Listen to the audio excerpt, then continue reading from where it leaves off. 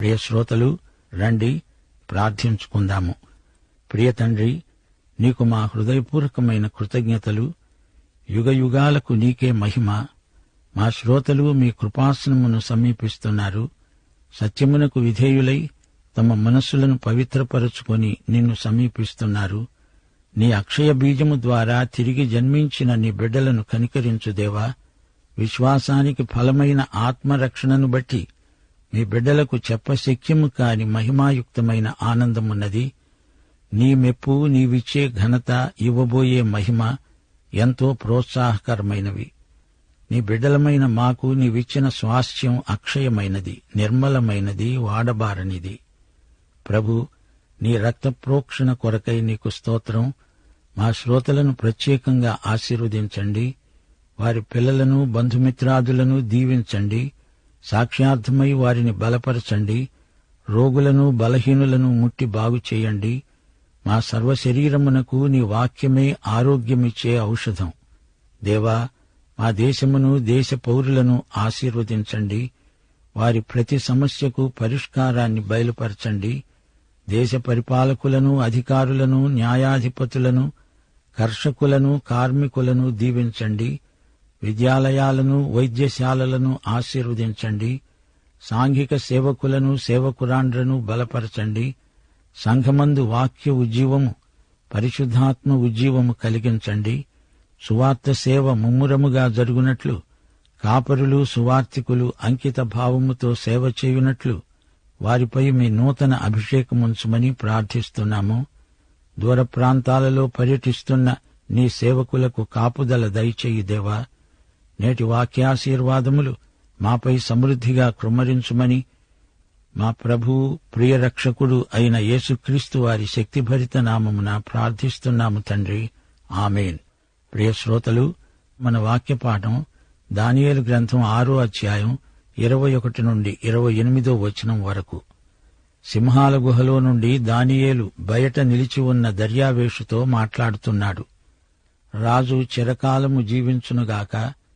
నేను నా దేవుని దృష్టికి నిర్దోషిగా కనపడ్డాను గనుక ఆయన తన దూతను పంపించి సింహములు నాకు ఏ హాని చేయకుండా వాటి నోళ్లు మూయించాడు. రాజా, నీ దృష్టికి నేను నేరము చేసిన వాడను కానుగదా. రాజు ఇందును గూర్చి అతి సంతోషభరితుడై దానియేలును గుహలో నుండి పైకి తీయండి అని ఆజ్ఞ ఇచ్చాడు. బంట్రౌతులు దానియేలును బయటికి తీశారు. అతడు తన దేవుని యందు భక్తిగలవాడైనందున అతనికి ఏ హాని కలుగలేదు. రాజు ఆజ్ఞ ఇవ్వగా దానియేలు మీద నిందమోపిన ఆ మనుష్యులను వారు తోడుకొని వచ్చి సింహముల గుహలో పడద్రోశారు. వారిని, వారి కుమారులను, వారి భార్యలను పడద్రోశారు. వారు ఆ గుహ అడుగుకు రాకముందే సింహముల పాలయ్యారు. సింహాలు వారి ఎముకలను సైతం పగలకొరికి పొడి చేశాయి. అప్పుడు రాజైన దర్యావేషు లోకమంతట నివసించే సకల జనులకు, రాష్ట్రములకు, ఆయా భాషలు మాట్లాడేవారికి ఈలాగు రాయించాడు: మీకు క్షేమాభివృద్ధి కలుగునుగాక. నా సముఖమున నియమించినది ఏమనగా, నా రాజ్యములోని సకల ప్రభుత్వములందుండు నివాసులు దానియేలు యొక్క దేవునికి భయపడుతూ ఆయన సముఖమున వణుకుతూ ఉండాలి. ఆయన జీవము గల దేవుడు. ఆయనే యుగయుగములు ఉండేవాడు. ఆయన రాజ్యము నాశనము కానేరదు. ఆయన ఆధిపత్యము తుదమట్టుకు ఉంటుంది. ఆయన విడిపించేవాడు, రక్షించేవాడు అయి ఉండి పరమందు భూమి మీద సూచక క్రియలు, ఆశ్చర్యకార్యములు చేసేవాడు. ఆయనే సింహముల నోటి నుండి ఈ దానియేలును రక్షించాడు. ఇది రాజు రాయించిన పత్రం. ఈ దానియేలు దర్యావేషు ప్రభుత్వ కాలమందు, పారసీకుడైన కోరెషు కాలమందు వర్ధిల్లాడు. శ్రోతలు, ఈ అధ్యాయంలో దానియేలుకు వచ్చిన పరీక్షలు 3 విధాలు అని చెప్పుకున్నాము. 1 అతని పని విషయం, 2 ప్రార్థన విషయం, 3 విశ్వాస విషయం. ఈ 3 పరీక్షల్లో దానియేలు నెగ్గాడు. దేవునికి స్తోత్రం. రాజాజ్ఞ అయినా మరేదైనా దానియేలు ప్రార్థనను ఆపలేదు. దానియేలు నుండి దేవుడు సింహాల గుహను తొలగించలేదు. సింహాల గుహలో దేవుడు దానియేలును కాపాడాడు. దానియేలుకిది విశ్వాస పరీక్ష. దేవుడు తన దూతను పంపి సింహాల నోళ్లు మూయించాడు. హెబ్రీ పత్రిక 11వ అధ్యాయం 33వ వచనం. దానియేలు దేవునికి విశ్వసనీయుడు. కీర్తనలు 18 వచనం 17. ఇదే అనుభవం దానియేలుకు కూడా ఉంది. విశ్వాసులందరికీ ఈ అనుభవం విశ్వాసాధిక్యానికే. బలవంతులైన పగవారు, నన్ను ద్వేషించేవారు నాకంటే బలిష్ఠులై ఉండగా వారి వశము నుండి ఆయన నన్ను రక్షించాడు. ఆపత్కాలమందు వారు నా మీదికి రాగా యెహోవా నన్ను ఆదుకున్నాడు. నేను ఆయనకు ఇష్టుడను గనుక ఆయన నన్ను తప్పించాడు. నా నీతిని బట్టి యెహోవా నాకు ప్రతిఫలమిచ్చాడు. నా నిర్దోషత్వమును బట్టి నాకు ప్రతిఫలమిచ్చాడు. యెహోవా మార్గాలను నేను అనుసరిస్తున్నాను, దోషక్రియలను నేను చేయనొల్లను. ఆయన దృష్టికి నేను యథార్థవంతుడనయ్యాను. యెహోవా నేను నిర్దోషిగా ఉండడము చూచి తన దృష్టికి కనపడిన నా చేతుల నిర్దోషత్వమును బట్టి నాకు ప్రతిఫలమిచ్చాడు. సామెతలు 11:8 వచనం. నీతిమంతుడు బాధ నుండి తప్పించబడతాడు. కీర్తనలు 37 వచనం 1-15 వరకు. ఈ వచనం దానియేలుకు పరిచితమైన వాక్య భాగమై ఉండవచ్చు. యెహోవాను బట్టి సంతోషించు, ఆయన నీ హృదయ వాంఛలను తీరుస్తాడు. నీ మార్గమును యెహోవాకు అప్పగించు, నీవు ఆయనను నమ్ముకో, ఆయన నీ కార్యము నెరవేరుస్తాడు.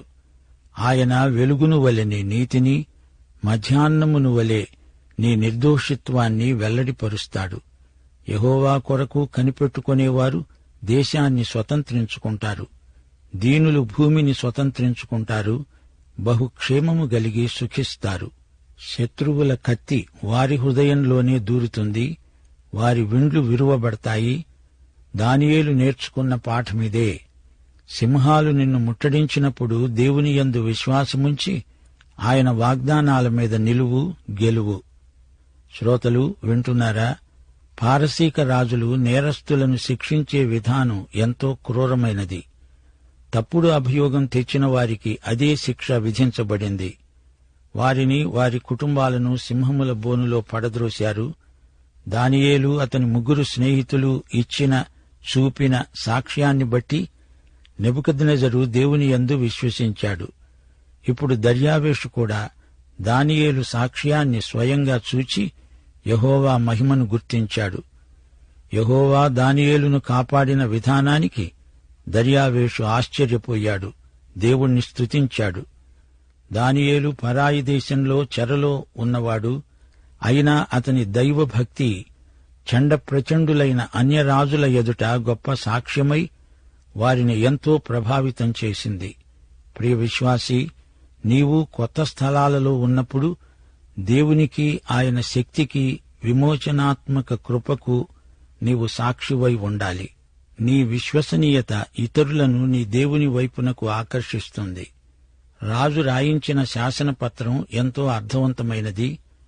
దానియేలును బట్టి మహాబలవంతులైన ఈ పరిపాలకులు ఇశ్రాయేలు ప్రజల దేవుని మహిమను గురించి తమ విశ్వాస ప్రమాణాన్ని రాసి అంతటా దాన్ని ప్రచురించారు, వెల్లడి చేశారు. దేవుని కోసం ధైర్యంగా నిలవబడితే ఒక్క వ్యక్తి ఎంత గొప్ప కార్యం చేయగలడో దానియేలు జీవితం మనకు చెప్పకే చెబుతున్నది. ఈ ఆజ్ఞ ఇవ్వటంలో దర్యావేషు ఉద్దేశం మంచిదే. తన సామ్రాజ్యమంతటినీ దానియేలు ఆరాధించే దేవుని వైపునకు మళ్లించడమే అతని ప్రయత్నమో ఉద్దేశ్యమో. అయితే రాజాజ్ఞ మాత్రమే సరిపోదు. దేవుని ఆత్మ వల్ల ఒప్పించబడితేనే కాని దేవుని తట్టు ఎవరూ తిరగరు. దర్యావేషు రాయించిన పత్రం అతని విశ్వాస ప్రమాణం. నెబుకద్నెజరుకులాగే దర్యావేషుకు ఇప్పుడు మనశ్శాంతి కలిగింది. గత రాత్రి దర్యావేషుకు నిద్ర పట్టలేదు. అయితే ఈ రాత్రి మానసికంగా శాంతి పొందినవాడై దర్యావేషు హాయిగా నిద్రపోయాడు. దర్యావేషు తన శాసనపత్రంలో తేటగా రాయించాడు, నా రాజ్యంలోని అన్ని ప్రదేశాలలో ఉన్న ప్రజలు దానియేలు యొక్క దేవుని ఎదుట భయభక్తులతో వణకాలి. ఆయనే సజీవ దేవుడు, ఆయన యుగయుగాలకు ఉండే దేవుడు. ఆయన రాజ్యం నాశనం కాదు, ఆయన పరిపాలనకు అంతం ఉండదు. ఆయన విమోచకుడు, రక్షకుడు. ఆయన ఇహపరములలో అద్భుతాలు చేయగల దేవుడు. ఆయనే దానియేలును సింహాల బారి నుండి రక్షించిన దేవుడు. ఎంత మంచి సాక్ష్యం! సింహాల గుహలోని దానియేలు సాక్ష్యమే దర్యావేషును యెహోవా దేవుని వైపునకు మరల్చింది. దేవునికి స్తోత్రం. ఇప్పుడు దానియేలుకు అత్యున్నత పదవి లభించింది.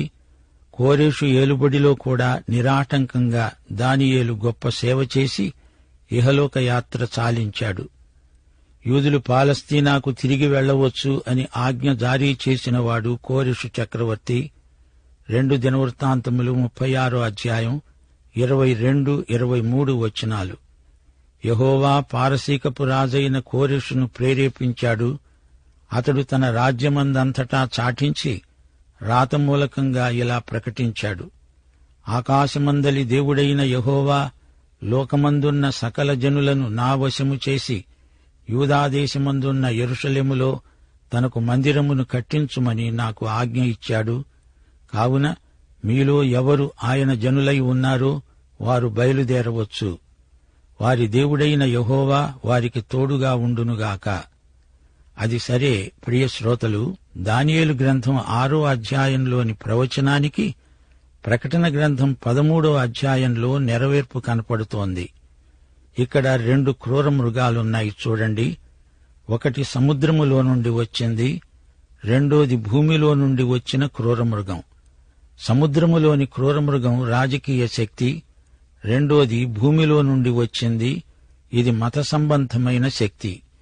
ఈ రెండో శక్తి పునరుద్ధరించబడిన రోమక ప్రభుత్వం. ఈ క్రూర మృగం మానవాతీత శక్తి కల వ్యక్తి. ఈ మతాధికారి శక్తిని గురించి ప్రకటన 13వ అధ్యాయం 14 నుండి 17వ వచనం వరకు. అది ఆకాశము నుండి భూమికి మనుష్యుల ఎదుట అగ్ని దిగివచ్చునట్లుగా గొప్ప సూచనలు చేస్తున్నది.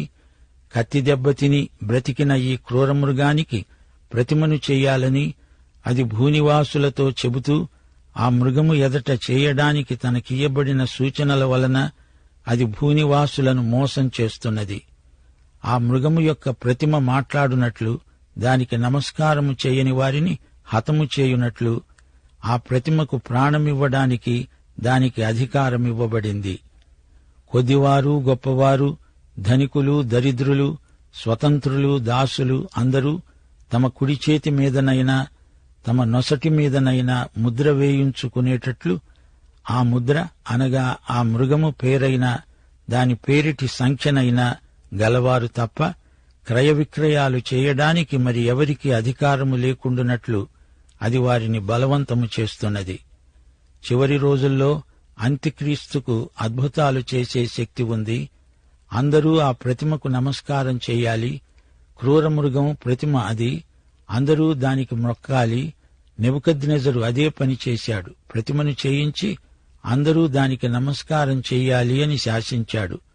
అలా చెయ్యని 3 హీబ్రూ యువకులు అగ్నిగుండంలో వేయబడినప్పుడు దేవుడు వారిని కాపాడాడు. శ్రమల కాలంలోని ఇశ్రాయేలుకు అది ప్రవచన సూచన. యాకోబు శ్రమల అగ్నిగుండం దేవుడప్పుడు శేషిత ప్రజను కాపాడుతాడు. సింహాల గుహలోని దానియేలు కూడా ఇదే సూచన. దర్యావేషు ఆజ్ఞ అందరూ తననే ఆరాధించాలి, లేకపోతే సింహాల బోనులో ఆ వ్యక్తి పడవేయబడతాడు. ప్రకటన గ్రంథం 13వ అధ్యాయంలో దర్యావేషు అనే ప్రవచన సూచనకు నెరవేర్పు ఉంది. గమనించండి, అంత్యక్రీస్తే ఆ నెరవేర్పు. ఆ మృగప్రతిమకు నమస్కారం చెయ్యనివారు హతం చేయబడతారు. మృగము యొక్క గుర్తుగలవారు అతణ్ణి అనుసరిస్తారు. ఈ గుర్తు లేని వారిని హతమారుస్తాడు. దేవుని సంఘం ఎత్తబడినప్పుడు ఈ క్రూర నియంత లేస్తాడు. ఈ సంగతులు రాబోయే అధ్యాయాలలో దానియేలు గ్రంథంలో మనం చూస్తాము. సింహాల గుహలో దానియేలును సర్వశక్తిమంతుడైన దేవుడు కాపాడాడు. అలాగే ఇశ్రాయేలు శేషాన్ని దేవుడు కాపాడుతాడు. ప్రకటన గ్రంథం 13వ అధ్యాయంలో విశ్వసనీయులైన శేషిత ప్రజ ఇశ్రాయేలు 12 గోత్రాల నుండి మొత్తం 144,000 మంది శ్రమల కాలంలో సురక్షితంగా ఉన్నారు. వారు సైతాను ప్రతినిధి క్రూరమృగం ప్రతిమకు నమస్కరించని వారు. ప్రకటన గ్రంథం 7వ అధ్యాయం 1 నుండి 4వ వచనం వరకు ఈ సంగతే ప్రస్తావించబడింది. సజీవుడైన దేవుని ముద్రగల దూత వచ్చాడు, అన్నాడు, మేము మా దేవుని దాసులను వారి నొసళ్లయందు ముద్రించే వరకు మీరు ఏ హాని ఎవరికీ చెయ్యకూడదు. ఇశ్రాయేలు గోత్రములలో ముద్రించబడిన వారు 144,000 మంది. 14వ అధ్యాయంలో తిరిగి ఇదే ప్రవచన సత్యం పునరుద్ఘాటించబడింది. అదిగో గొర్రెపిల్ల సీయోను పర్వతం మీద ఉన్నది. ఆయన నామము, ఆయన తండ్రి నామము నొసళ్ల మీద లిఖింపబడిన 144,000 మంది ఆయనతో కూడా ఉన్నారు. వారు కొత్త కీర్తన పాడుతున్నారు. భూలోకము నుండి కొనబడిన 144,000 మంది తప్ప మరెవరూ ఆ కీర్తన నేర్చుకోజాలరు. వీరు పవిత్రులు, గొర్రెపిల్లనే వెంబడిస్తారు. వీరు దేవుని కొరకు, గొర్రెపిల్ల కొరకు ప్రథమ ఫలమై ఉండడానికి మనుష్యులలో నుండి కొనబడిన వారు. వీరి నోట ఏ అబద్ధమూ కనపడలేదు. వీరు అనింద్యులు. దానియేలు 6వ అధ్యాయంలోని ప్రవచన చరిత్రకు పూర్తి నెరవేర్పు ప్రకటన 14వ అధ్యాయంలో ఉంది. మహాశ్రమల కాలంలో మృగప్రతిమకు నమస్కరించని వారు 144,000 మంది పవిత్రులు. సింహాల గుహలో దానియేలు అనింద్యుడు. దానియేలు ప్రకటన గ్రంథంలోని 144,000 మంది అనింద్యులకు ప్రవచన సాదృశ్యం. అయితే దానియేలు 9వ అధ్యాయంలో ప్రార్థిస్తూ తన జాతి పక్షాన తాను కూడా పాపినే అని దేవుని కృపచేత పరిశుద్ధుణ్ణి కాగలిగానని ఒప్పుకుంటున్నాడు. దానియేలు 6వ అధ్యాయంలో మరో పరమసత్యాన్ని మనం గుర్తించాలి. దానియేలుపై అభియోగం తెచ్చి అతణ్ణి హింసించిన శత్రువులు శిక్షకు గురి అయ్యారు. వారిని సకుటుంబ సమేతంగా సింహాల గుహలో పడద్రోశారు. సింహాలు వారిని ఆ పళాన నమిలి మింగేశాయి. వారి ఎముకలను కూడా సింహాలు మిగల్చలేదు. దర్యావేషు ఆ తరువాత ఏం చేశాడు? శాసనపత్రం రాయించాడు. దాన్ని సామ్రాజ్యమంతటా ప్రచురం చేశారు. యేసు ప్రభువు 2వ రాకడలో దేవుని ప్రజల శేషం కాపాడబడుతుంది. శత్రువులు పూర్తిగా సంహరించబడతారు. దేవుని ప్రవచనాల నెరవేర్పు సూచనలు ఈ రోజున మనం చూస్తున్నాము. ప్రభువు రాకడకు సమస్తము ఆయత్తమవుతూ ఉంది. జాతులకది తీర్పు దినం. దానియేలు తన దేవుని యందు భక్తి గలవాడైనందున అతనికి ఏ హాని కలుగలేదు. అదే మాట, అదే సాక్ష్యం మహాశ్రమల కాలంలో దేవుని ప్రజలందరి పట్ల నెరవేరుతుంది. దానియేలు దేవుని యందు విశ్వాసముంచినవాడు. ప్రియ శ్రోతలు, గ్రహించండి, తీర్పు రాబోతోంది. యేసుక్రీస్తును స్వకీయ రక్షకుడుగా అంగీకరించిన వారు కంగారు పడనక్కర్లేదు. వారికి రక్షణ ఉంది, కాపుదల, సంరక్షణ ఉంది. దేవుడు వారిని సురక్షితంగా ఉంచుతాడు. శ్రమల కాలం త్వరలోనే రాబోతోంది. అంత్యక్రీస్తు ఆధిపత్యం, అధికారం సమూల నాశనమవుతాయి. ప్రకటన 16వ అధ్యాయం 21వ వచనం, 5 మణుగుల బరువుగల పెద్ద వడగండ్లు ఆకాశము నుండి మనుష్యుల మీద పడతాయి. ఆ వడగండ్లు మిక్కిలి గొప్పవైనందున మనుష్యులు ఆ దెబ్బను బట్టి దేవుణ్ణి దూషించారు. ఇంకా ఎన్నెన్నో ఉత్పాతాలు కలుగుతాయి. తెగుళ్లు, కరువు, రోగాలు, యుద్ధములు, రక్తపాతం. శ్రోతలు, వీటి నుండి తప్పించుకోవాలంటే దానియేలు మాదిరిని అనుసరించాలి. యేసుక్రీస్తును అంగీకరిస్తే, ఆయన వాగ్దానాలు నమ్మి ఆయన యందు నిరీక్షణ ఉంచితే నీవు, నీ ఇంటివారు రక్షించబడతారు. దైవాశీస్సులు. ప్రభు అయిన యేసుక్రీస్తు వారి కృప, తండ్రి అయిన దేవుని ప్రేమ, పరిశుద్ధాత్మ యొక్క అన్యోన్య సహవాసము మనకందరికీ సదాకాలము తోడై ఉండునుగాక. ఆమేన్.